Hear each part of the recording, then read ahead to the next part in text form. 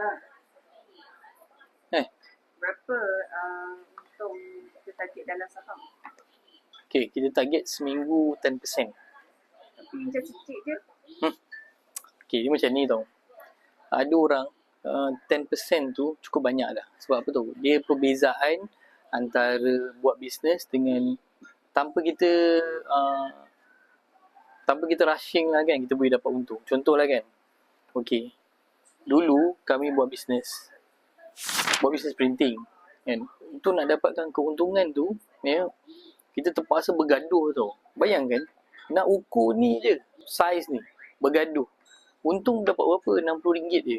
Kan? Tapi bila dengan bersaham, dapat dalam untung 10%. Katalah modal kita RM1,000 kan, dapatlah RM100.